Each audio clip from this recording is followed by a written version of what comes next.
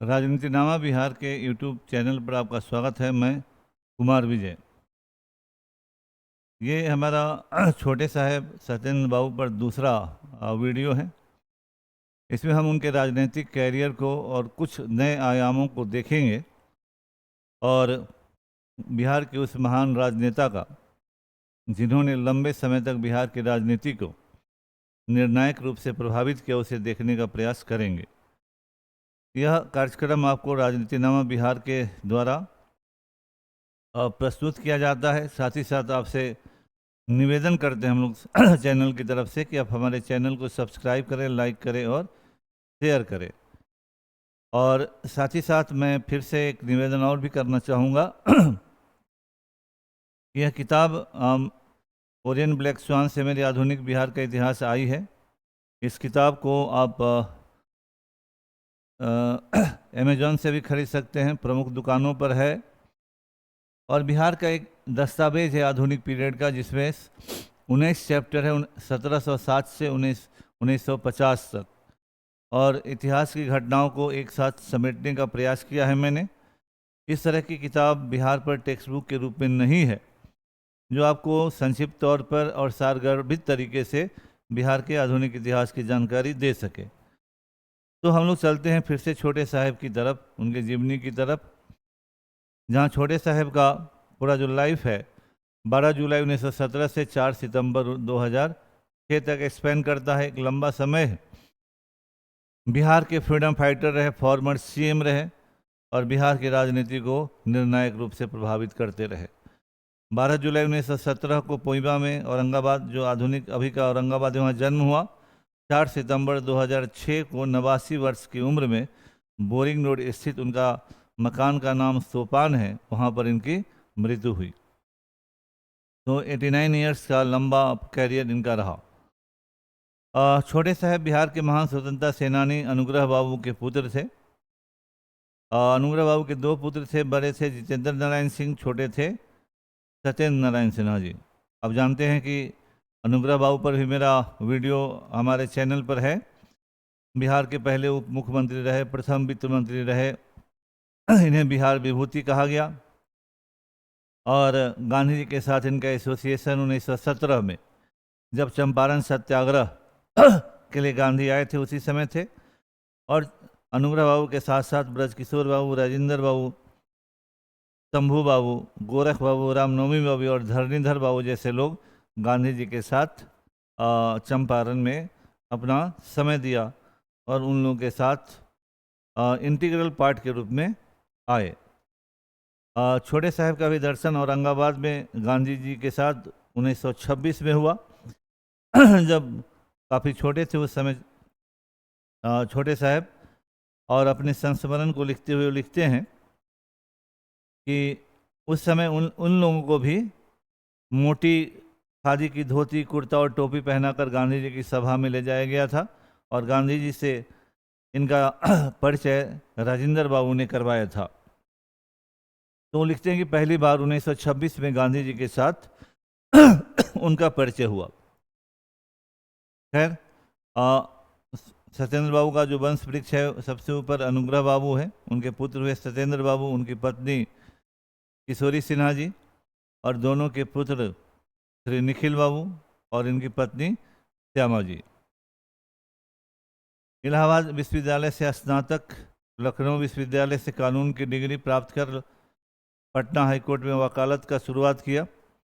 लेकिन वकालत में किसको मन लगा जब घर में स्वतंत्रता आंदोलन की बयार बह रही हो। 1942 के भारत छोड़ो आंदोलन में यह भी स्वतंत्रता आंदोलन में शरीक हुए।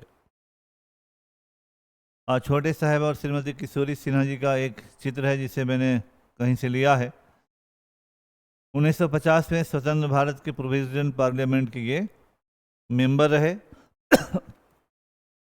तो 1950 का जो मेंबर, प्रोविजनल पार्लियामेंट के जो मेंबर बनने का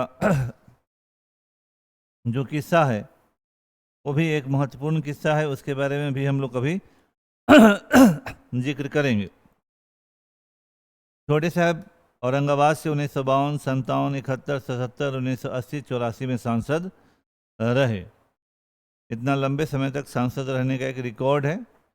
और छोटे साहब और श्रीमती किशोरी सिन्हा जी का फोटो है। छोटे साहब की पत्नी श्रीमती किशोरी सिन्हा जी के पिता स्वर्गीय रामेश्वर सिंह जी बिहार विधानसभा के सदस्य रहे, मुजफ्फरपुर डिस्ट्रिक्ट बोर्ड के वाइस चेयरमैन रहे और प्रोविजनल पार्लियामेंट के सदस्य भी रहे। इन्हीं के नाम पर मुजफ्फरपुर में रामेश्वर सिंह महाविद्यालय है, वो आज भी है वहाँ पर। और समय समय पर जब उसका वार्षिकोत्सव मनता है तो निखिल बाबू वहाँ जाते हैं। दो बार मुझे भी जाने का अवसर मिला है। श्रीमती किशोरी सिन्हा जी के पितामह बाबा और स्वर्गीय राय बहादुर अवध बिहारी सिंह जी बनैली स्टेट के जनरल मैनेजर थे, ख्याति प्राप्त व्यक्ति थे। इनकी स्मृति में वैशाली के लालगंज में अवध बिहारी सिंह कॉलेज आज भी है, उसको निखिल बाबू के परिवार के लोग अभी भी चलाते हैं। अभी किशोरी सिन्हा जी और छोटे साहब का ये फोटो, ये अविस्मरणीय फोटो है।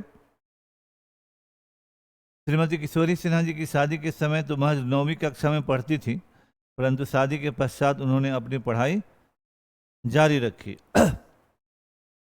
इस संदर्भ में छोटे साहब लिखते हैं कि जिस समय इनके शादी की बात चली उस समय किशोरी सिन्हा जी की उम्र बहुत ज़्यादा नहीं थी और इन्होंने इनके उम्र के बावजूद ये शर्त रखा, चूँकि शादी विवाह का जो मामला चला वो इस तरह से बड़े लोगों का इंटरफेरेंस था कि शादी करनी ही थी। तो उन्होंने कहा कि भले उस समय श्रीमती किशोरी सिन्हा जी 9वीं क्लास में पढ़ती थी, तो शादी के समय ही यह तय हुआ कि इनके आगे की पढ़ाई जारी रखी जाएगी और इस चीज़ को इन्होंने बहुत ही शिद्दत के साथ निभाया और किशोरी सिन्हा जी ने पटना विमेंस कॉलेज से अपना ग्रेजुएशन स्नातक की डिग्री हासिल किया। श्रीमती किशोरी सिन्हा जी का बागवानी में काफ़ी इंटरेस्ट रहा है, समाज सेवा में इंटरेस्ट रहा है। पटना के उनके घर को भी आप देखिएगा कि जब तक अभी भी है मेंटेन, लेकिन जब वो रहती थी तो उनका बागवानी बहुत ही वेल मेंटेन्ड होता था। और दिल्ली में भी जब इन लोगों का निवास था तो दिल्ली में संभवतः बागवानी वगैरह के लिए कुछ प्रतियोगिता होती है, उसमें हमेशा इनका जो एमपी का जो आवास था वो नंबर 1 आया करता था। इसमें श्यामा जी का भी बहुत योगदान था, जब उनको भी उस चीज़ में बहुत ज़्यादा इंटरेस्ट आता था। यह एक पारिवारिक फोटो है। मुजफ्फरपुर में अभी भी लाल कोठी है। स्टेशन जाने से पहले जो पुल क्रॉस करते हैं उसके नीचे ही लाल कोठी अभी भी वहाँ है। वहीं पर इनका बहुत सारा समय बिता है। इस फोटो में सत्येंद्र बाबू अपनी सास श्रीमती कौशल्या देवी, अपनी पत्नी श्रीमती किशोरी सिन्हा जी और निखिल कुमार जी के साथ हैं। ये ऊपर का जो फोटो है ये निखिल बाबू के बचपन का फोटो है। किशोरी सिन्हा जी हैं और किशोरी सिन्हा जी की माँ यानी छोटे साहब की सास हैं। श्रीमती किशोरी सिन्हा जी लोकसभा में दो बार चुनी गई, 1980 और 1984 में वह वैशाली से सांसद रही। उनकी राजनीतिक सोच समझ अद्वितीय थी। हम लोगों ने भी जितना देखा है, महसूस किया है कि लोगों को जोड़ने का, लोगों को समझने का, लोगों को सम्मान देने का ये जो खास अंदाज था श्रीमती किशोरी सिन्हा जी का, आदरणीय किशोरी सिन्हा जी का, वो अपने आप में अनोखा था। हम लोग भी जुड़े रहे, इस बात को हम लोगों ने प्रत्यक्षतः महसूस किया कि उनमें पॉलिटिकल जो सेंस था वो आले दर्जे का सेंस था और लोगों से जुड़े रहना, उनकी समस्याओं को सुनना, उनकी बातों की समस्याओं का समाधान करना, इनमें उनकी योग्यता अद्वितीय थी। यहाँ आप छोटे साहब जी को देख सकते हैं कि प्रधानमंत्री श्री लाल बहादुर शास्त्री के साथ, लाल बहादुर शास्त्री जी के साथ इन लोगों का संबंध बहुत ही गहरा था, क्योंकि इलाहाबाद में छोटे साहब भी पढ़े और उस ज़माने में निखिल बाबू भी वहीं से पढ़े थे, तो उनके साथ संबंध बहुत ही आत्मीय था। ये अनुग्रह बाबू का बहुत अंतिम समय का फोटो है, जब अनुग्रह बाबू टेलीफोन के तार से उलझ कर गिर गए और बिस्तर पर पड़े थे। उस समय छोटे साहब इनके सिरहाने बैठे हुए हैं। 31 जनवरी 1961 को बिहार के प्रथम मुख्यमंत्री श्री कृष्ण सिन्हा की मृत्यु हो गई। इसके बाद ही छोटे साहब का बिहार के राजनीति में एक नई पारी की शुरुआत होती है और उससे पहले वो राष्ट्रीय राजनीति में रहे और सांसद रहे। यह फोटो फरवरी 1961 में बिहार में मंत्री पद की शपथ लेते हुए, पहला मंत्री पद का शपथ लेते हुए छोटे साहब का ये फोटो है। 1961 का जब बिहार के राजनीति में ये प्रवेश करते हैं और शिक्षा मंत्री के रूप में शपथ लेते हैं। 61 से 63, 63 से 67, 67, 67 से 69 छोटे साहब बिहार विधानसभा के सदस्य रहे। इस दरमियान श्री विनोदानंद झा जी, श्री के.बी. सहाय जी के मंत्रिमंडलों में शिक्षा मंत्री, स्थानीय स्वशासन मंत्री और कृषि मंत्री के तौर पर इन्होंने बिहार की सेवा की और उस समय के इनके योगदान अविस्मरणीय है, जैसा कि मैंने पहले भी बताया। बिहार में के.बी. सहाय, सतीश प्रसाद सिंह, बी.पी. मंडल, सरदार हरिहर प्रसाद सिंह, भोला पासवान शास्त्री और रामसुंदर दास जी को मुख्यमंत्री बनाने में छोटे साहब की अहम भूमिका रही है। ये बात ध्यान रखने की है इतिहास में कि 1966 में श्रीमती इंदिरा गांधी चाहती थी कि छोटे साहब मुख्यमंत्री बने, लेकिन चूंकि छोटे साहब ने ही के.बी. सहाय जी को मुख्यमंत्री बनवाया था, तो उनको हटा कर मुख्यमंत्री बनना नैतिक नहीं मानते थे। अगर आज के लोग होते, दौड़ कर इस मौके का लाभ उठाते तो सनद रहे कि अगर चाहते छोटे साहब, और ये कोई दूसरा नहीं श्रीमती गांधी कह रही थी, तो ये 1966 में ही बिहार के मुख्यमंत्री बन गए होते। तो राजनीति में नैतिकता, परस्पर संबंध, लोगों के स्तर में कितनी गिरावट आई है, इस उदाहरण से आज आप तुलना कर सकते हैं कि जब किसी व्यक्ति को सीधे प्रधानमंत्री कह रही हैं कि मुख्यमंत्री बन जाओ, लेकिन ये जिस नैतिक वातावरण में इनका लालन पालन हुआ था, जिस नैतिकता के बंधन में बंधे थे, जिस उच्च सोच के ये लोग थे, 1966 में इन्होंने मुख्यमंत्री बनने से इनकार किया। फिर आगे चलकर जब राजनीति बदली तो कांग्रेस के अंदर जब नए और पुराने लोगों में मतभेद हुआ, कांग्रेस पार्टी टूट गई, सिंडिकेट बनाव, श्रीमती गांधी संघर्ष शुरू हुआ, तो छोटे साहब ने पुराने नेताओं का साथ दिया, क्योंकि पुराने परिवार के पुराने लोग थे, तो स्वाभाविक है कि पुराने लोगों के साथ जाएं। 69 से 77 तक बिहार कांग्रेस संगठन ओ के अध्यक्ष रहे। 77 में जब जनता पार्टी बनी तो 77 से 80 तक बिहार प्रदेश जनता पार्टी के अध्यक्ष रहे। और ये फोटो चंद्रशेखर जी के साथ है उनका। चंद्रशेखर जी जो जनता पार्टी के राष्ट्रीय अध्यक्ष रहे थे, एक मीटिंग में उनको बैच लगा रहे हैं। यहाँ पर भारत के प्रधानमंत्री मोरारजी देसाई जी के साथ छोटे साहब का फोटो है। ये चौधरी चरण सिंह जी हैं। ये अभी भी डाइनिंग हॉल सोपान में है, जहाँ बड़े लोग आकर, बड़े बड़े लोगों ने लंच डिनर किया है। तो अभी भी ये कमरा है, यही कुर्सी है, सब कुछ है जहाँ। तो यहाँ चौधरी चरण सिंह और छोटे साहब लंच कर रहे हैं। बड़े बड़े लोग यहाँ आते रहे। यहाँ भी चरण सिंह जी हैं और साथ में छोटे साहब हैं, और भी कई लोग यहाँ हैं। 1984 में छोटे साहब कांग्रेस में लौट आए। उन्हें पार्टी में शामिल करवाने होती, जैसे मैंने कहा कि स्वयं श्रीमती गांधी पटना आई थी। ये उसी सम्मेलन का चित्र है जब श्रीमती गांधी ने स्वयं पटना पहुंचकर छोटे साहब को कांग्रेस में शामिल किया। हालांकि उसी साल श्रीमती गांधी की मृत्यु हो गई। उसके आगे थोड़ी मुश्किलें रहीं छोटे साहब की, क्योंकि राजीव गांधी जब भारत के प्रधानमंत्री बने, सर्वे सर्वा बने, तो उनके इर्द गिर्द के लोग जो थे वो एक नई राजनीति चल रहे थे। लेकिन फिर भी छोटे साहब का बिहार के लिए बहुत बड़ा योगदान है। आपको बताते चले कि मगध विश्वविद्यालय बोध गया की स्थापना में छोटे साहब का अहम योगदान है, और वह बोध गया में बना। क्योंकि गया डिस्ट्रिक्ट बोर्ड के कभी अनुग्रह बाबू चेयरमैन भी रहे थे, तो पहले वही जिला मुख्यालय होता था, बाद में औरंगाबाद अलग हुआ।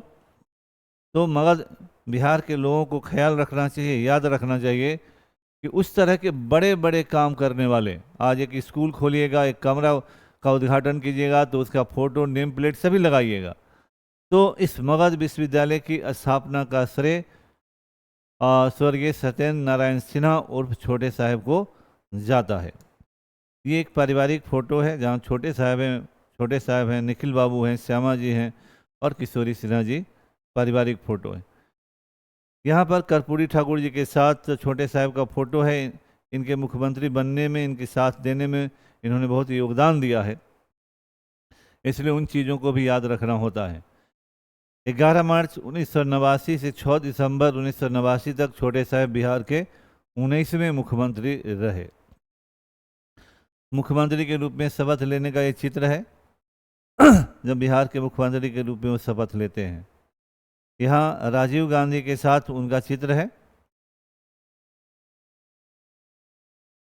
फिर यहाँ चंद्रशेखर जी के साथ पहले का चित्र है, ये घटनाक्रम में मुरारजी भाई के साथ चित्र है। फिर यहाँ कर्पूरी ठाकुर राजनारायण जी के साथ उनका चित्र है। ये भैरव सिंह शेखावत जी के साथ चित्र है। ये वीपी कोइराला जो नेपाल के इतने बड़े नेता थे, प्रधानमंत्री बने, उनके साथ वो बराबर यहाँ इनके आवास पर आया करते थे। मुख्यमंत्री के रूप में टूर करते हुए उनका चित्र है। और मैंने कहा कि प्रणब मुखर्जी जी, भारत के पूर्व राष्ट्रपति, कांग्रेस के बड़े नेता, जब इनकी किताब के पुस्तक के लोकार्पण के लिए आए थे, उनका चित्र है। फिर आपको याद रखना है कि पटना स्थित इंदिरा गांधी प्लेनेटोरियम और विज्ञान केंद्र निर्माण करवाने का श्रेय भी छोटे साहब को जाता है। ये जो प्लेनेटोरियम है, इसका श्रेय भी छोटे साहब को ही जाता है, इतिहास में दर्ज है। Nabinagar NTPC super thermal power station की संकल्पना मुख्यमंत्री रहते हुए छोटे साहब ने किया, लेकिन बाद की सरकारों ने इसके प्रति बेरुखी अपनाई।